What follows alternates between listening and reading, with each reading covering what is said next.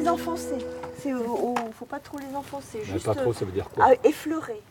Ce qui est difficile, c'est de subir des voisins avec lesquels les relations sont compliquées. Ici, les relations sont tellement sympas. Enfin, on est tellement en sécurité et puis si on a envie de discuter, qu'on a le temps, on discute. Si on n'a pas le temps, on rentre chez soi et puis ça pose de problème à personne. C'est vraiment super agréable. À Fort-Calquier, l'éco libre, ce sont 10 familles organisées en éco-hameaux où certains espaces mis en commun sont autoconstruits par les habitants. Alors, il y a un proverbe qui dit l'habitat participatif, c'est plus que du logement.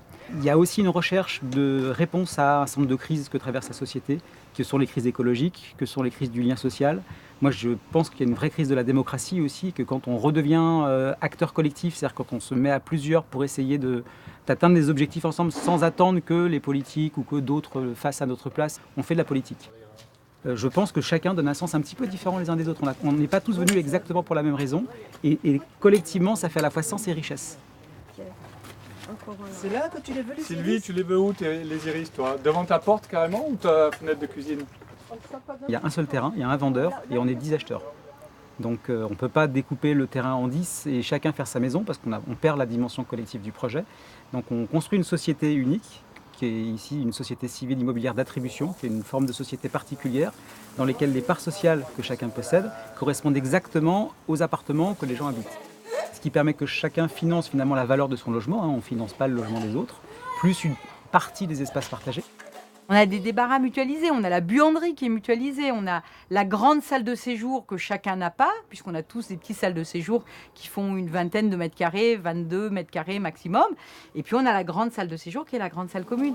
C'est des économies au sens impact sur le terrain, puis c'est des économies effectivement qui se retrouvent en financière à la fin. Alors, tu vois, il y a le nom de l'enfant et de l'adulte qui s'en occupe. Ah, d'accord, Donc, oui. c'est Ouais, Anouche voilà. et Sylvie. Si c'était un promoteur qui avait construit, il y aurait la marge du promoteur, il y aurait les frais de commercialisation du promoteur qu'on économise, et plus tout le travail de maîtrise d'ouvrage qu'on a fait bénévolement et qui donc n'est pas rémunéré, alors qu'il le serait chez le promoteur, donc qui permet de faire baisser les coûts. Après, on a eu la chance que l'architecte du projet est tombée amoureuse du projet et habite avec nous, donc elle n'a pas compté ses heures. On est venu me chercher en tant qu'architecte spécialisé dans l'éco-construction, l'écologie, etc.